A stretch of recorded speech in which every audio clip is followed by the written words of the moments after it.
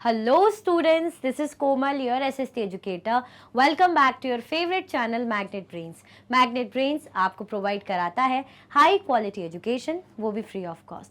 Kindergarten से लेके class 12 तक की सीबीएसई बोर्ड के कोर्सेज के साथ साथ आपको अदर स्टेट बोर्ड के भी कोर्सेज अवेलेबल है इन हिंदी मीडियम, जैसे कि UP board, Bihar board, Delhi board के कोर्सेज प्रॉपर सिस्टमैटिक वे में। कोई दिक्कत परेशानी आपको नहीं होगी। डेली प्रैक्टिस सेट्स के क्वेश्चंस भी मिलेंगे, प्रैक्टिस भी करते जाइएगा। ई बुक्स और ई नोट्स के लिंक आपको डिस्क्रिप्शन बॉक्स में अवेलेबल है, तो भटकने की बात नहीं बनती है। हम क्या करेंगे भाई, चैप्टर हमारा कंप्लीट हो गया है। फटाफट से हम इंपॉर्टेंट चीज़ें जो मैं लेकर आई हूँ इस चैप्टर की, काफ़ी इंपॉर्टेंट तो वैसे वो चैप्टर था, तो इसीलिए इंपॉर्टेंट चीज़ों को एक्सट्रैक्शन में लेकर आई हूँ।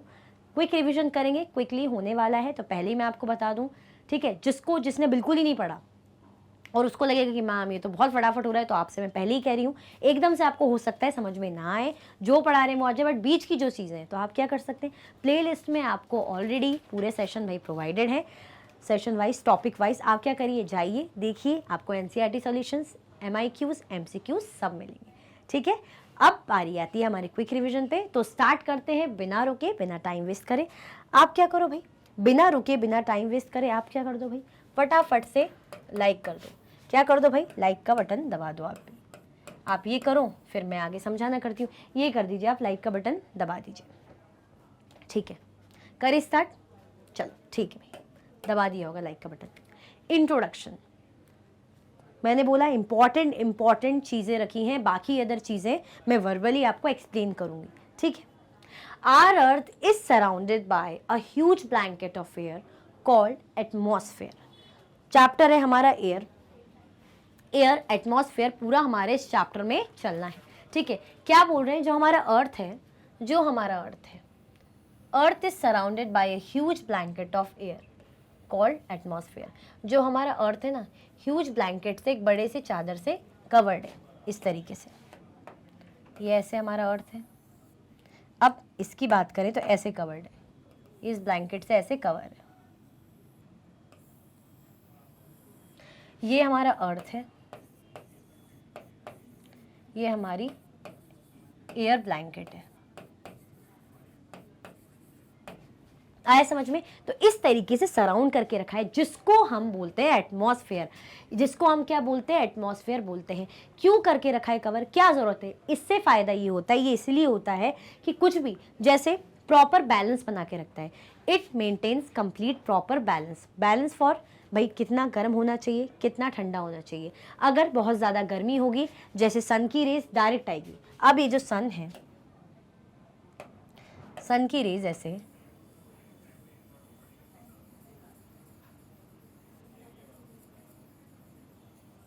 सन की रेज ऐसे डायरेक्ट आएगी, इम्पैक्ट पड़ेगा। ये सन की रेज अगर ऐसे डायरेक्ट आ रही है तो क्या होगा, हम क्या हो सकते हैं, बेक हो सकते हैं, बिल्कुल हम ऐसा लगता है जल जाएंगे। हमारे सर्वाइवल के लिए या और भी लिविंग बींग्स के सर्वाइवल के लिए पॉसिबल नहीं है। तो भाई जो ब्लैंकेट एयर की हमें क्या करती है, प्रोटेक्ट करती है सन की हार्मफुल रेज से। सन की हार्मफुल रेज ये ब्लैंकेट कवर करती है और हमें प्रोटेक्ट करती है, किसको, हमारे अर्थ को, जिसके अंदर हम हैं। आया समझ में? इसके कारण क्या होता है, इसके कारण हमारा प्रॉपर मेंटेन भी चलता है, बैलेंस चलता है गर्मी का और ठंडी का। नहीं तो अगर सन की रेज आएगी तो दिन के टाइम पे हम क्या हो जाएंगे, बिल्कुल जल जाएंगे, सर्वाइव नहीं कर पाएंगे। और नाइट के टाइम पे क्या हो जाएगा, फ्रीजिंग कोल्ड, जम जाएंगे, फ्रोजन हो जाएंगे। आया समझ में? तो इसीलिए भाई ये मेंटेन करने के लिए ये जो चादर है, एयर की जो ब्लैंकेट है, मस्ट है, ज़रूरी है। आया समझ में? कोई कंफ्यूजन, दिक्कत तो नहीं भाई? ये हमारा इंट्रो था एटमॉस्फेयर का मतलब समझने के लिए कि क्या होता है। एटमॉस्फेयर एक ऐसी ब्लैंकेट होती है जो सराउंड करके रखती है अर्थ को। किसकी ब्लैंकेट? एयर की। आगे बढ़े, चलो। Composition of air, composition of air मतलब एयर किन किन गैसेस से बनी है, एयर किन गैसेस से मिलके बनी है, तो वो कंपोजिशन। देखो, एयर बनी है पहले हमारा ऑक्सीजन से, है ना, नाइट्रोजन है, सेकंड हमारा ऑक्सीजन है, क्योंकि सबसे ज़्यादा नाइट्रोजन है तो इसलिए फर्स्ट बोला मैंने। 78% इसमें नाइट्रोजन है, 21% इसमें ऑक्सीजन है, अदर गैसेस भी हैं। ठीक है, फिर आर्गन है 0.93, कार्बन डाइऑक्साइड है 0.03। तो इस ऐसा हम क्या देख रहे हैं, हम देख रहे हैं कि कैसे करके भाई हमारी एयर बनी हुई है, इन इतनी सारी गैसेस से हमारी एयर बनी हुई है। आया समझ में? कोई कन्फ्यूजन, दिक्कत तो नहीं? ठीक है, अब यहाँ क्या कह रहे हैं, nitrogen and oxygen are two gases which make up the bulk of the atmosphere. जो नाइट्रोजन है, नाइट्रोजन और ऑक्सीजन ने, जो दो गैसेस हैं जिन्होंने क्या बनाया, which make up the bulk of atmosphere, जिसने एटमॉस्फेयर में सबसे ज़्यादा अपना पार्टिसिपेशन दिया। हम बोले ना कि सबसे ज़्यादा योगदान, भागीदारी, पार्टिसिपेशन कौन सी दो गैसेस का है, नाइट्रोजन और ऑक्सीजन। दिख रहा है ना, मतलब नाइट्रोजन का 78%, 100 में से 78%, ऑक्सीजन का 21%, दैट मीन्स काफ़ी सारा इनका कॉन्ट्रीब्यूशन है। कार्बन डाइऑक्साइड भी है, हीलियम भी है और ओजोन, आर्गन, हाइड्रोजन भी है। और ये कैसे मिलती है, ये लेसर क्वांटिटीज़ में। ये कैसे भाई, लेसर क्वांटिटीज़ में, मतलब इनकी क्वांटिटी है बट ये बहुत कम, देख रहे हो ना, 0.03, 0.04, दैट मीन्स 1 से भी कम, बहुत ही कम। ठीक है, अदर गैसेस भी हैं बट ये कम उसमें है, और जो बाकी है ऑक्सीजन और नाइट्रोजन, इनका एक अच्छा कॉन्ट्रीब्यूशन है। Apart from these gases, tiny dust particles are also present in the air. Air में गैसेस भी हैं, हमने देखा ऑक्सीजन, नाइट्रोजन वगैरह। साथ में एक और चीज़ इसमें प्रेजेंट रहती है, जो क्या है भाई, डस्ट पार्टिकल्स हैं। जो डस्ट के छोटे छोटे से पार्टिकल्स हैं वो भी एयर में प्रेजेंट रहते हैं। आया समझ में? Nitrogen is the most प्लेंटिफुल gas in the air. भाई जो नाइट्रोजन है वो क्या है, मोस्ट प्लेंटिफुल गैस है एयर में, बहुत ज़्यादा काम की गैस मानी जाती है नाइट्रोजन। क्यों मानी जाती है नाइट्रोजन को, इसलिए इंपॉर्टेंट माना जाता है, क्यों, क्योंकि देखो ह्यूमन बीइंग क्या करते हैं, उसको इनहेल करते हैं, लंग्स में जाता है, फिर उसे एक्सहेल करते हैं, मतलब कुछ अमाउंट ऑफ नाइट्रोजन भी आता है। बट ये इंपॉर्टेंट किसके लिए ज़्यादा है, ये प्लांट्स के लिए, प्लांट्स के लिए बहुत ज़्यादा इंपॉर्टेंट है। प्लांट्स के सर्वाइवल के नाइट्रोजन का बहुत ज़्यादा इंपॉर्टेंस है। बट भाई दुख की बात यह है कि जो प्लांट्स है डायरेक्टली नाइट्रोजन को एयर से नहीं ले पाते।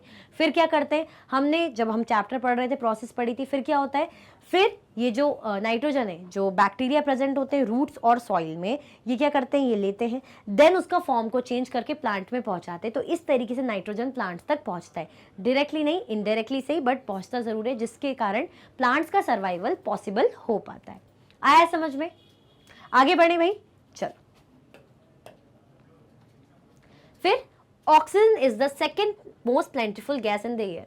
ऑक्सीजन भाई जो हमारी सेकेंड मोस्ट प्लेंटिफुल गैस है एयर में, ऑक्सीजन का भी एक बहुत बड़ा इंपॉर्टेंट रोल है। पता ही है भाई, हम क्या करते हैं, अगर मैं जो सर्वाइव कर रही हूँ, आप जो सर्वाइव कर रहे हैं, सब जो ह्यूमन बींग्स सर्वाइव कर रहे हैं या लिविंग बींग्स, हम क्या देख रहे हैं, ह्यूमन बींग्स की बात करें तो ऑक्सीजन वो लेते हैं, इनहेल करते हैं, यानी ऑक्सीजन को ब्रीथ करते हैं। तो ऑक्सीजन भाई सर्वाइवल के लिए ह्यूमन बींग्स और एनिमल्स के लिए बहुत ज़्यादा ज़रूरी है।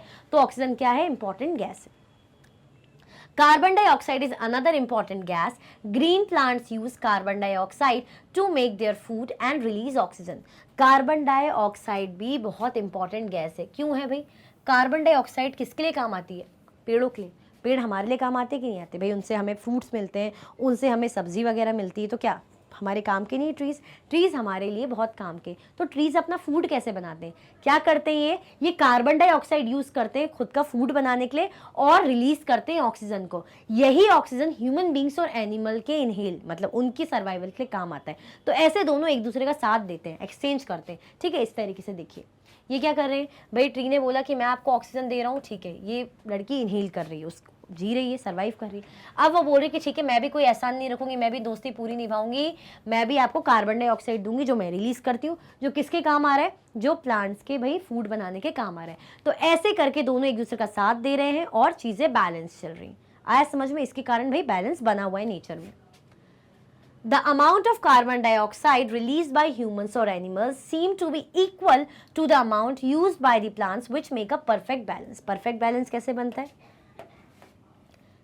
The amount of carbon dioxide जो humans release करते हैं और animals release करते हैं seems to be equal to the amount used by the plants, which make a perfect balance. जो किसके द्वारा यूज़ किया जाता है भाई, प्लांट्स के द्वारा यूज़ किया जाता है, जो क्या बनाते हैं, परफेक्ट बैलेंस। मतलब जितनी अमाउंट ऑफ ऑक्सीजन किनको, ह्यूमन बींग्स को चाहिए होती है, उतनी प्लांट्स रिलीज करते हैं। जितनी amounts of carbon dioxide human beings और एनिमल्स क्या रिलीज करते हैं, वो किसके काम आती है, वो ट्रीज और प्लांट्स के काम आती है, जो कि परफेक्ट बैलेंस बना के रखते हैं। तो हमने क्या देखा कि ये तीनों गैसेस कितनी ज़्यादा इंपॉर्टेंट है। नाइट्रोजन भाई एनिमल्स के सर्वाइवल के लिए इंपॉर्टेंट है, और ह्यूमन बींग्स भी कुछ amount of nitrogen inhale exhale करते हैं।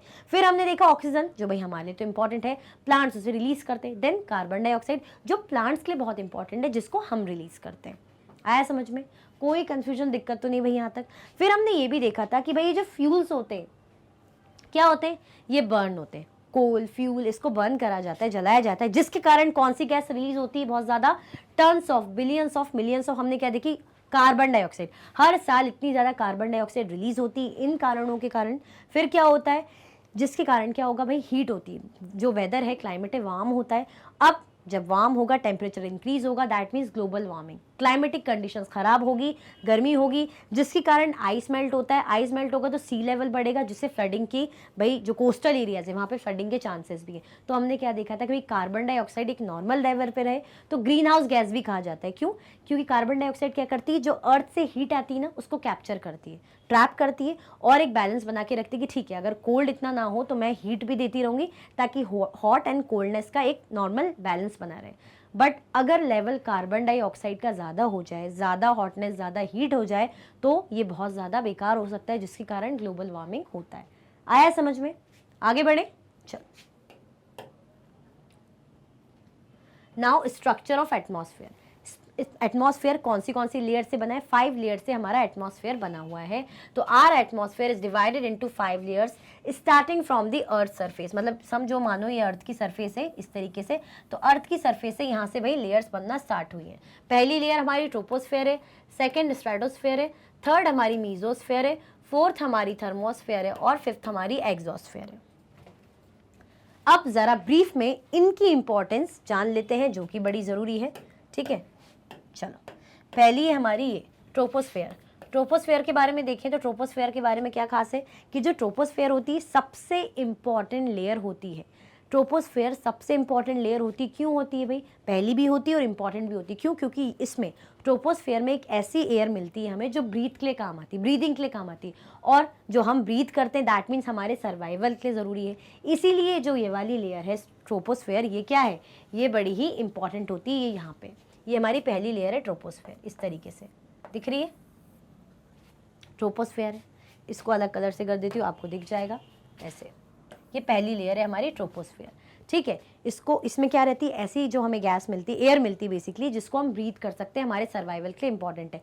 हमने क्या देखा था कि ट्रोपोस्फेयर में जो वेदर फिनोमिना है बहुत सारे यहीं से अकर होते हैं, यहीं से बनते हैं। जैसे हेल स्टॉर्म देखा था हमने, हेल स्टॉर्म देखा था, क्लाउड्स मतलब फॉग देखा था, और उसके बाद हमने क्या देखा था, रेनफॉल वगैरह। तो ये सारा फिनोमिना इसी लेयर पे होता है। ट्रोपोस्फेयर पहली लेयर होती है। इसकी हाइट कितनी है, कितनी हाइट तक ये एक्सटेंडेड है? 13 किलोमीटर। कितनी भाई? 13 किलोमीटर की हाइट तक ये एक्सटेंडेड है।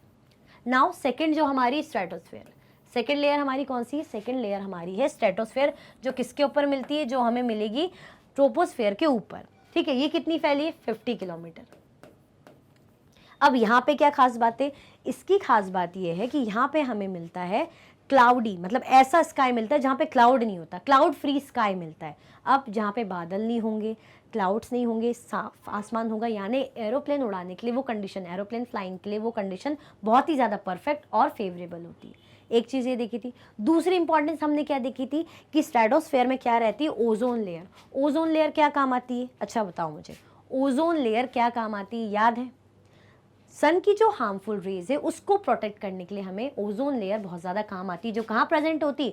जो स्ट्रेटोस्फेयर यानी हमारी सेकेंड लेयर में प्रेजेंट होती है। नाउ हमारी थर्ड लेयर है, थर्ड लेयर है हमारी मीजोस्फेयर। कौन सी है हमारी थर्ड लेयर? थर्ड है हमारी मीजोस्फेयर, जो कितनी? 80 किलोमीटर तक, 80 किलोमीटर तक फैली हुई है क्या? हमारी मीजोस्फेयर। अब मीजोस्फेयर में क्या होता है? थर्ड लेयर है, किसके ऊपर है? स्ट्रेटोस्फेयर के ऊपर है। यहाँ पे जो मीटियोरॉइड्स होते हैं, मैंने बताया था, मीटियोरॉइड्स होते हैं, जैसे ही इस लेयर के कांटेक्ट में आते हैं ना, कौन सी लेयर? इस लेयर के कांटेक्ट में आते हैं तो बर्न होना स्टार्ट करते हैं, जलना स्टार्ट कर देते हैं। ठीक है, फिर वो फायर बॉल्स जैसे लगते हैं, शूटिंग स्टार जैसे लगते हैं। तो इस जो है लेयर की ये खास बात है। हमने 3 लेयर्स अभी तक पढ़ ली है। आपने क्या अभी तक लाइक करा? ये बताओ, अभी तक लाइक शेयर करा क्या? फटाफट से अगर भूल गए हो तो लाइक शेयर कर दो। फिर हम आगे बढ़ते हैं हमारी फोर्थ लेयर में। ये हमारी थर्ड लेयर थी। नाउ हमारी फोर्थ है थर्मोस्फेयर। ये कितनी फैली है? थर्मोस्फेयर फैली है 80 किलोमीटर से 400 किलोमीटर तक। थर्मोस्फेयर कितनी फैली है? 80 किलोमीटर से लेके 400 किलोमीटर तक फैली हुई है। ठीक है, हमारी फोर्थ लेयर है। थर्मोस्फेयर में हमने देखा था क्या खास बात थी कि यहाँ पे जब ये बहुत हाइट पे रहता है तो इतने राइज होने के कारण यहाँ पे जो टेम्परेचर है वो भी हाई रहता है। अब टेम्परेचर हाई रहता है, यहाँ पे एक आइनोस्फेयर लेयर भी होती है, वो लेयर रेडियो ट्रांसमिशन के लिए बड़ी काम आती है। क्यों? क्योंकि अर्थ से जो रेडियो की वेव्स निकलती हैं वो यहीं से वापस रिफ्लेक्ट होकर कहाँ जाती है? अर्थ में जाती है। तो रेडियो ट्रांसमिशन के लिए ये बढ़िया लेयर होती है। ये हमने थर्मोस्फेयर के बारे में पढ़ा था। Now last but not the least हमारी 5th लेयर थी जो एग्जॉस्फेयर है, जहां पे हमें क्या मिलती है? एयर, थिन एयर हमें मिलती है। ये हमारी 5th है।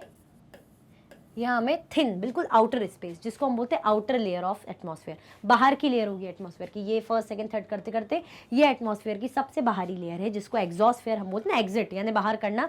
तो ऐसे आप याद कर सकते हैं कि भाई बाहर की लेयर है जिसमें पतली सी एयर होती है। फिर हमने क्या देखा था? यहाँ पे पतली सी तो लेयर होती है, यहाँ पे एक हल्की हल्की सी गैसेज होती है जैसे हीलियम और हाइड्रोजन, जो यहाँ से फ्लोट होके कहाँ जाती है? स्पेस में जाती है। तो ये हमने पढ़ा भाई स्ट्रक्चर ऑफ एटमॉस्फेयर, हमारी 5 लेयर्स के बारे में। आई होप आपको अच्छे से समझ में आ गया होगा। मैं पहले ही बोल चुकी हूँ, क्विक रिविजन है, मैं पॉइंट्स उठा के लाई हूँ, उसको एक्सप्लेन करूँगी और यहाँ पे इंपॉर्टेंट टॉपिक्स रहेंगे। आगे बढ़े, चल।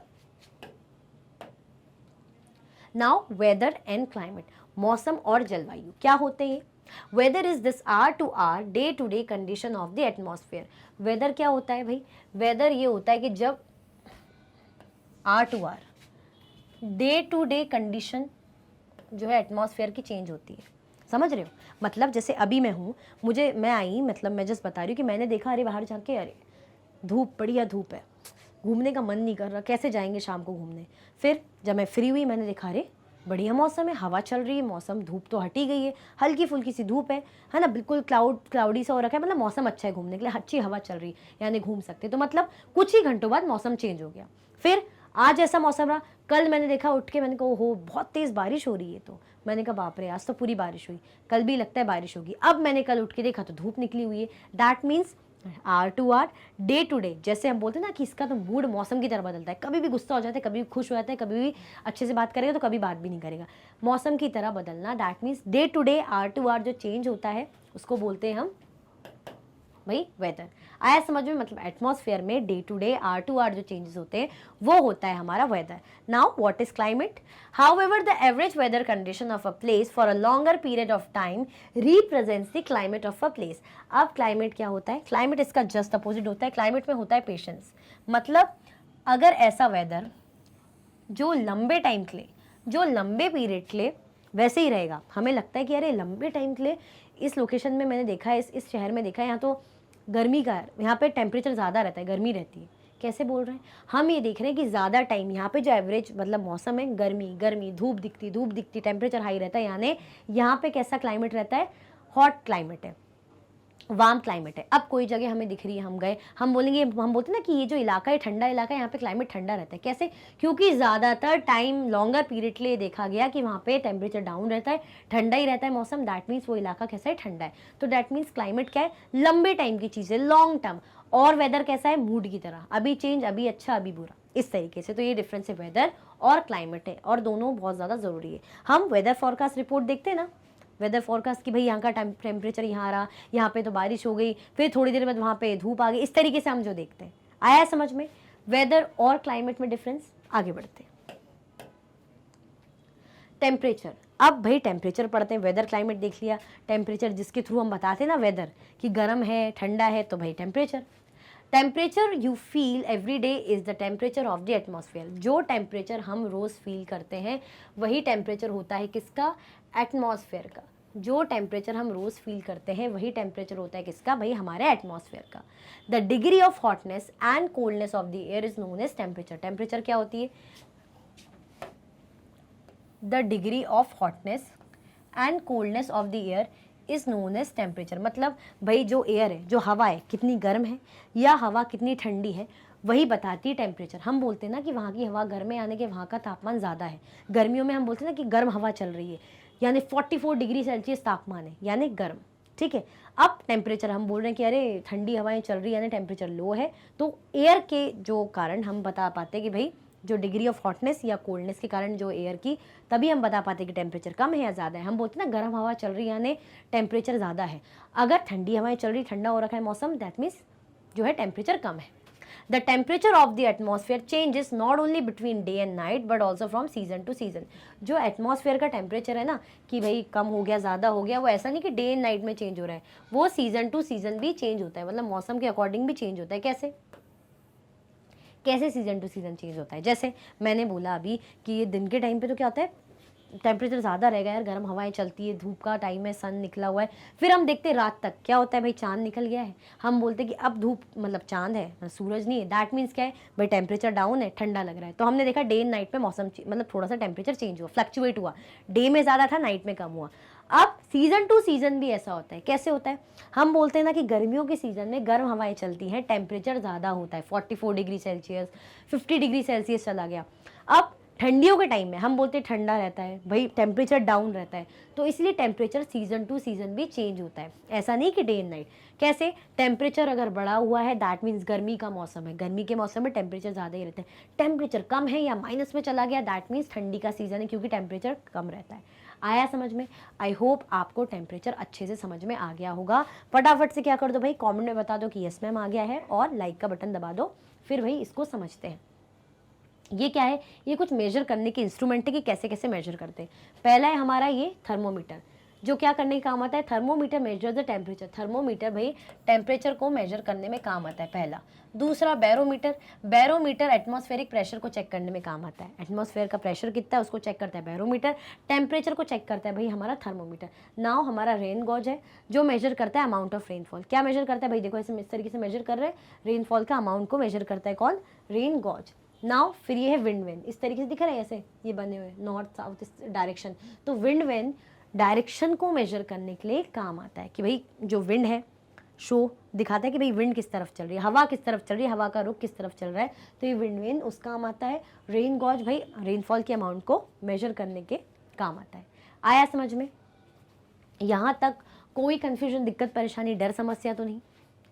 आगे बढ़े, चलो भाई। An important factor that influences the distribution of temperature is insolation। अगर हम देखें एक और important factor कि भाई टेम्परेचर कम है कहीं, टेम्परेचर कहीं ज़्यादा है, तो किसके कारण होता है? वो इंसोलेशन के कारण होता है। ये इंसोलेशन क्या होता है? इंसोलेशन होती है ऐसी एनर्जी, इनकमिंग सोलर एनर्जी, जो इंटरसेप्टेड बाय द अर्थ, जो अर्थ रोकता है, पकड़ता है बेसिकली। तो इंसोलेशन क्या है? Incoming solar energy. तो ये कैसे टेम्परेचर को डिस्ट्रीब्यूशन में बताता है, देखिए मैं बताती हूँ आपको। जैसे हमारा सन है, इसको यहाँ बना देती थोड़ा, ये हमारा सन है, ठीक है। यहाँ पे हमने बना दिया अर्थ इस तरीके से, ये हमारा अर्थ है। हमने देखा था हमारे अर्थ में क्या होता है, इक्वेटर होता है। ये इक्वेटर है जो 0 डिग्री की लाइन है। क्या है ये? इक्वेटर। ये क्या है? इक्वेटर। इक्वेटर है, और ये नॉर्थ पोल है, ये साउथ पोल है। जब हम अपना चैप्टर पढ़ रहे थे हमने देखा था कि टेम्परेचर डिस्ट्रीब्यूशन की हम बात कर रहे हैं कि टेम्परेचर कैसे डिस्ट्रीब्यूट होता है, मतलब इंसोलेशन के कारण सन की एनर्जी कैसे टेम्परेचर को डिस्ट्रीब्यूट करेगा। ये ध्यान रखना, जहाँ सन की एनर्जी होगी, जहाँ सन की रेस पड़ेगी यानी गर्मी होगी, जहाँ टेम्परेचर ज़्यादा होगा। अब गर्मी होगी यानी टेम्परेचर ज़्यादा होगा, गर्म होगा। अब जहाँ सन की एनर्जी नहीं पहुँच पा रही इतनी यानी टेम्परेचर कम होगा यानी ठंडा होगा। आया समझ में? तो ऐसे ही जो सन की एनर्जी वो क्या करती है, डिस्ट्रीब्यूट करती है टेम्परेचर को। कैसे? देखते हैं। अब जो सन की एनर्जी है ये क्या हो रही है, ये यहाँ पे ऐसे डायरेक्ट आ रही है, ये इक्वेटर के आसपास ऐसे डायरेक्ट पहुँच रही है। तो यहाँ पे कैसा रहेगा? यहाँ पे वार्म रहेगा, यहाँ पे वार्म रहेगा। अब सन की एनर्जी पोल्स की तरफ टेढ़ी टेढ़ी जा रही है। पोल्स की तरफ कैसी जा रही है? टेढ़ी जा रही है, यानी यहाँ पे कैसा रहेगा? कोल्ड रहेगा, टेम्परेचर कम रहेगा। कैसा रहेगा? टेम्परेचर कम रहेगा, यहाँ पे टेम्परेचर इंक्रीज रहेगा। आया समझ में? तो इंसोलेशन यानी इंसोलेशन बेसिकली सन की जो आती हुई एनर्जी जिसको अर्थ क्या कैप्चर करता है, रोकता है, तो क्या होती है वो? इंसोलेशन। ठीक है, हम देख रहे हैं कि कैसे टेम्परेचर डिस्ट्रीब्यूट करती है। मतलब अगर सन की रेज यहाँ पड़ रही इक्वेटर लाइन के पास, तो यानी यहाँ पे टेम्परेचर ज़्यादा होगा। पोल्स की तरफ जाते जाते क्या होगा? टेम्परेचर कम हो जाएगा, चाहे नॉर्थ साउथ पोल हो, चाहे नॉर्थ पोल हो। क्यों? क्योंकि सन की रेज यहाँ पे पहुँच नहीं पा रही, टेढ़ी पहुँच रही, बहुत कम पहुँच रही है। अब जहाँ पे सन की रेज नहीं है यानी वहाँ गर्म नहीं है, गर्म नहीं है यानी वहाँ टेम्परेचर कैसा है? कम है। ठीक है, जहाँ सन की रेज है यानी गर्म है यानी टेम्परेचर कैसा है? ज़्यादा है। अब आया समझ में कैसे इंसोलेशन टेम्परेचर को डिस्ट्रीब्यूट करता है, चाहे वो यहाँ पे ठंडा हो चाहे गर्म हो। कोई कंफ्यूजन तो नहीं? आगे बढ़े, चल। Now air pressure. ये एयर प्रेशर क्या होता है? हवा का दबाव। You will be surprised to know that air above us presses us with a great force on our bodies। भाई आप ये देख के बहुत ज़्यादा अचंभित से होंगे। किस बात को लेके भाई? आपको जब पता चलेगा कि आपकी बॉडी को चारों तरफ से भाई जो एयर है क्या करती है? प्रेस करती है, मतलब अपना प्रेशर डालती है, बट वो आपको फील नहीं होगा, पता नहीं चलेगा। आपको वो फील नहीं होगा, पता नहीं चलेगा, ऐसा इसलिए क्योंकि जो एयर है वो सारे ही डायरेक्शन से आपको प्रेशर डाल रही है। मतलब यहाँ से भी हवा का दबाव है, यहाँ से भी हवा का दबाव आ रहा होगा मुझे, पीछे से भी, आगे से भी, सब जगह से। अगर सिर्फ यहाँ से है तो मुझे पता भी चलेगा ना कि यहाँ से मुझे कुछ अलग लग रहा है और यहाँ से अलग लग रहा है, बट हवा का दबाव सारी तरफ से, पूरी जगह से, चारों जगह से, इसीलिए हमें पता नहीं चलता। This is because the air presses from all direction and our body exerts counter pressure.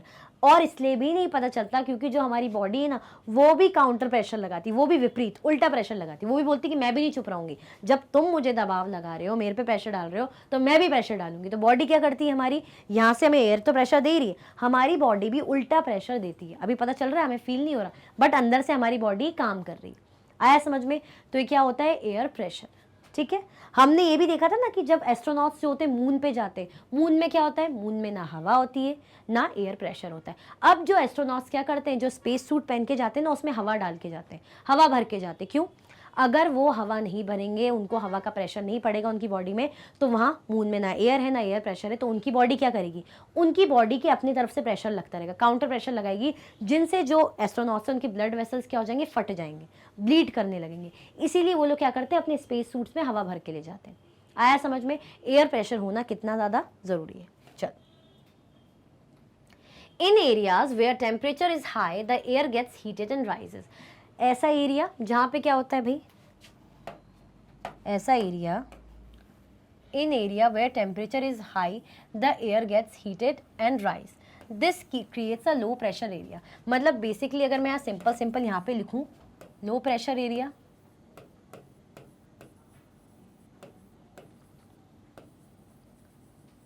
और यहाँ पे हाई प्रेशर एरिया, ये हाई प्रेशर समझ लेना। ठीक है, तो यहाँ पे क्या कह रहे हैं? यहाँ पे बता रहे हैं कि लो प्रेशर एरिया कहाँ होता है? देखो, लो प्रेशर एरिया वहाँ होगा जहाँ पे एयर कैसी होगी? वार्म होगी, एयर गर्म होगी। हाई प्रेशर एरिया क्या होगा? जहाँ पे एयर कोल्ड होगी, एयर कोल्ड होगी। ठीक है, ये वार्म है। सेकंड, यहाँ पे क्या कह रहे हैं? यहाँ पे एयर फिर कैसी हो जाएगी? गर्म होगी तो लाइट होगी, एयर लाइटर होगी। ठीक है, कैसी होगी भाई? हल्की होगी। यहाँ पे एयर कैसी होगी? हल्की होगी। यहाँ पे कैसी होगी? Heavy air. यहाँ पे एयर ऊपर जाएगी, गोज अप। यहाँ पे एयर क्या होगी? Sink down.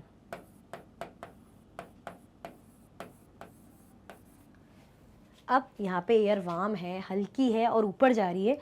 अब यहाँ पे एयर कैसी? कोल्ड है, हैवी है और नीचे आ रही है। अब जहाँ पे लो प्रेशर एरिया की बात करें, यानी हवा हल्की हो रही है और ऊपर ही उड़ रही, तो यानी लो प्रेशर एरिया है। ठीक है, अब हवा जहाँ पे ठंडी है, हैवी है, नीचे ये खूब सारी है, तो डेंस है, मतलब ठीक है, अच्छी हैवी है, तो यानी कैसा है? प्रेशर एरिया हाई है।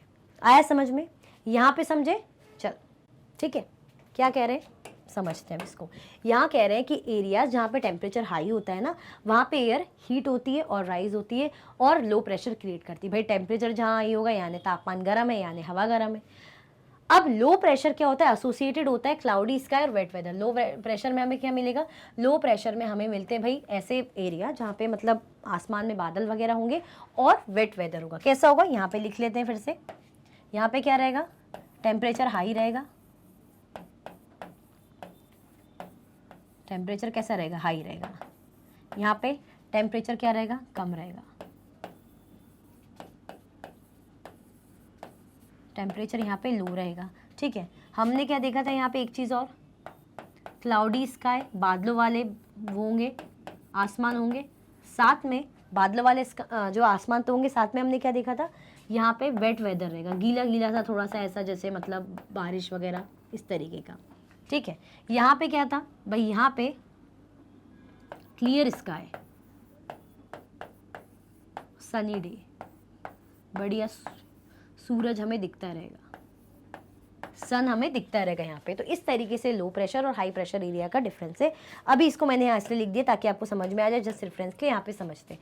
इन एरियाज हैविंग लोअर टेम्परेचर, अब ये तो हमने हाई टेम्परेचर की बात करी, अब जब ऐसा एरिया जहाँ पे टेम्परेचर कैसा है, जहाँ पे लो टेम्परेचर है, in area having lower temperature, air क्या होती है, ठंडी हो जाती है। अब एयर ठंडी होगी तो हैवी होगी, भारी हो जाएगी, और जो हैवी एयर है वो नीचे सिंक डाउन हो जाएगी और क्या क्रिएट करेगी, हाई प्रेशर एरिया क्रिएट करेगी।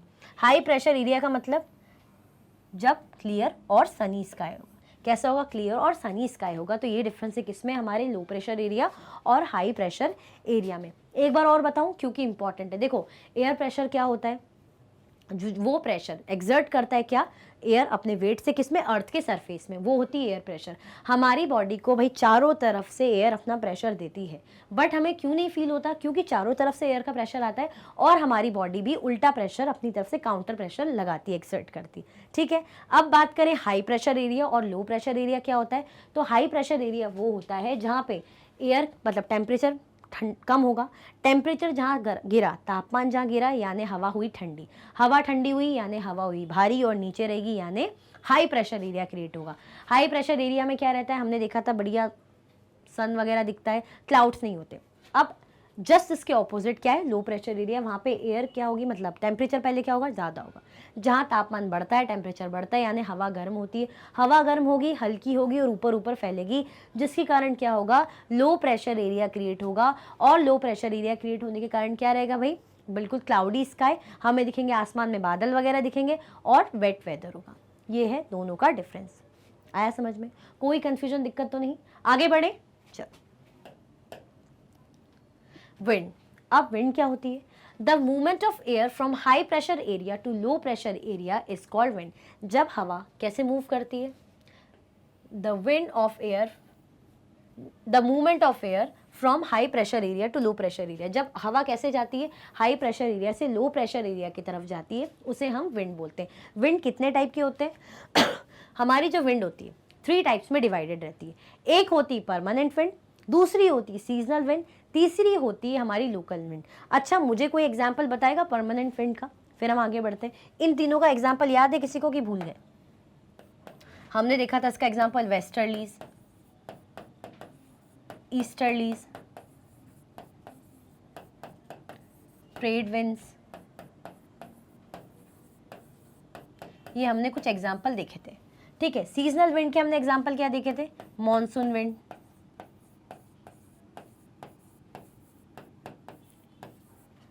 लोकल विंड का हमने एग्जाम्पल देखा था जैसे सी ब्रीज, अभी इसको मैं समझाऊंगी, डोंट वरी, और लैंड ब्रीज और लू। इस तरीके से हमने क्या देखे थे, ये तीनों विंड के बारे में देखा था। अब बात करें परमानेंट विंड की, तो परमानेंट विंड क्यों बोल रहे हैं, ईस्टर्ली, वेस्टर्लीज और ट्रेड विंड्स। अच्छा, पहले तो मैं आपको ये बता दूं कि ईस्टर्लीज या वेस्टर्लीज नाम कैसे पड़ा, जिस भी डायरेक्शन से विंड ब्लो होना शुरू करती है, जैसे फॉर एग्जाम्पल यहाँ पे हमने कहा वेस्ट है, अब विंड ऐसे इस डायरेक्शन से उड़ना शुरू हुई, ऐसे उड़ रही है, तो यानी इसको हम क्या बोलेंगे, इसको हम बोलेंगे वेस्टर्लीज, इसको हम क्या बोलेंगे, वेस्टर्लीज बोलेंगे। अब ईस्ट के डायरेक्शन से अगर विंड ब्लो होना शुरू कर रही है उसको हम बोलेंगे ईस्टर्लीज। ठीक है, हम इन्हें परमानेंट विंड क्यों बोलते हैं, हम इन्हें परमानेंट विंड इसलिए बोलते हैं क्योंकि ये सालाना पूरे साल भर एक ही डायरेक्शन में, थ्रू आउट द ईयर एक ही डायरेक्शन में बहती है, इसीलिए परमानेंट है। ठीक है, now seasonal wind, seasonal wind क्या करती है भाई, सीजन के अकॉर्डिंग अपना जो है डायरेक्शन बदल देती है, जैसे मॉनसून विंड। लोकल विंड क्या होती है, लोकल विंड वो होती है जो आसपास, जैसे स्मॉल एरिया में थ्रू आउट द ईयर या डे वाइज क्या करती है भाई, चेंज होती है, वो होती है लोकल विंड, मतलब उसके अकॉर्डिंग चलती है, ब्लो होती है, जैसे लैंड ब्रीज, सी ब्रीज, लू वगैरह छोटे एरिया में, लोकल एरिया में चल रही है, तो उसको बोलते हैं हम भाई क्या, लोकल विंड। ये आया समझ में, विंड और विंड के टाइप्स। हमने एक एग्जांपल देखा था साइक्लोन का, हमने देखा था जब जो विंड है अपने आप को स्ट्रॉन्ग जब दिखाती है ना कि मैं कितनी स्ट्रॉन्ग हूँ, तो साइक्लोन लाती है। हमने उड़ीसा का एग्जाम्पल देखा था कि कितना मास डिस्ट्रक्शन लाती है। और कभी कभी वही विंड कैसी लगती है, बहुत ज़्यादा प्यारी सी, बिल्कुल अच्छी सी ब्रीज, अच्छा लगता है। आया समझ में? आगे बढ़े भाई, विंड के बारे में हमने पढ़ लिया है। अच्छा ये बताओ, अभी तक लाइक किया कि नहीं किया? फटाफट से लाइक कर दो अगर लाइक करना भूल गए हो तो। फिर हम पढ़ेंगे भाई हमारा नेक्स्ट टॉपिक मॉइस्चर। मैंने पहले बोला था इंपॉर्टेंट है, चैप्टर बड़ा भी था और इंपॉर्टेंट पॉइंट्स भी बहुत सारे थे, बस वही लेकर आई हूँ, बाकी मैं वर्बली आपको एक्सप्लेन करूँगी, ठीक है। Moisture. When water evaporates from land and different water bodies, it becomes water vapor. जब क्या होता है, जब वाटर इवेपोरेट होता है लैंड से या डिफरेंट वाटर बॉडी से, क्या बनाता है वो? It becomes water vapour. वो क्या बनाता है? वाटर वेपर बनाता है। Moisture in the air at any time is known as humidity. Air में, जब हवा में भाई मॉइस्चर रहेगा ना, हम बोलते हैं नमी, दैट मीन्स क्या है? ह्यूमिडिटी। दैट मीन्स क्या है? ह्यूमिडिटी। जब हवा में मॉइस्चर है, इसका मतलब क्या है?